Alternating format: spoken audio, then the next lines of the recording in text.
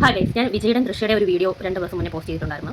അപ്പോൾ തന്നെ പറഞ്ഞിട്ടുണ്ടായിരുന്നു വിജയുടെ പൊളിറ്റിക്കൽ ആ കാര്യങ്ങൾ വെച്ചിട്ട് ഞാൻ വേറൊരു വീഡിയോ കൂടി ചെയ്യുന്നു. സത്യത്തിൽ മറ്റത് കുറച്ച് നെഗറ്റീവായിട്ടാണ്, അതങ്ങനെ പറയാൻ പറ്റൂ.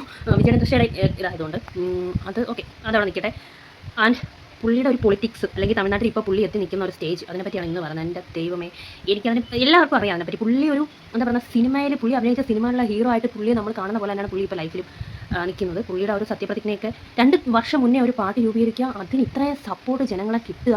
അതുകൊണ്ട് പുള്ളിയുടെ സത്യപ്രതിജ്ഞയൊക്കെ സത്യം പറഞ്ഞാൽ ആദ്യത്തെ ആ ഒരു ലൈൻ ജോസഫ് വിജയ് എന്നും ഞാൻ അതുപോലെ കേൾക്കാൻ പറ്റിയില്ല. ക്രൗഡ് ആൾക്കാരുടെ ഒരു എന്താ പറയുക ക്ലാപ്പ് കേട്ടിട്ട്, അത് സത്യം പറഞ്ഞാൽ പുള്ളിയുടെ പല സിനിമകളിലും നമ്മൾ കണ്ടിട്ടുണ്ട്. ഇത് ജീവിതത്തിലും ഇത് യാഥാർത്ഥ്യമാവുകയാണ്. പുള്ളി പറഞ്ഞ കുറേ വാക്കുകൾ പുള്ളി ഇന്ന് നടപ്പിലാക്കിയ ആ ഒരു എന്താ പറയുക ബാറുകൾ അടച്ചു പൂട്ടുന്ന അല്ലെങ്കിൽ ബിവറേജുകൾ അടച്ചു പൂട്ടുന്ന സംഭവം വരെ പുള്ളി എന്തൊക്കെയോ ലക്ഷ്യങ്ങൾ മുന്നിൽ കണ്ടിട്ടാണ് ഈ ഒരു പൊളിറ്റിക്സിലോട്ട് ഇറങ്ങിയിരിക്കുന്നത്. കാര്യം ഓരോരുത്തരും MLA ആയിട്ടോ മന്ത്രിയായിട്ടോ ഒക്കെ ഇറങ്ങുന്നതിൻ്റെ പിന്നിൽ ഉണ്ടാകുന്ന മെയിൻ ലക്ഷ്യങ്ങൾ ഒന്നാണ് പൈസ, രണ്ടാമത് എന്താ പറയുക പബ്ലിസിറ്റി. ഇത് രണ്ടിൻ്റെ ആവശ്യം പുള്ളിക്കില്ല, രണ്ടും ആവോളമുണ്ട്. അത് പുള്ളി പലപ്പോഴും പലരും അത് പറയുമ്പോൾ നമുക്ക് കള്ളത്തരമായിട്ടേ തോന്നും. നിങ്ങളുടെ ആരുടെയും പൈസ ഇതൊന്നും 1 രൂപ പോലും എനിക്ക് വേണ്ട, മക്കളുടെ പണം എനിക്ക് വേണ്ടാന്ന് പറയുന്നത് പുള്ളി പറയുമ്പോൾ അത് ജെന്യൂനായിട്ട് നമുക്ക് എല്ലാവർക്കും തോന്നുള്ളൂ.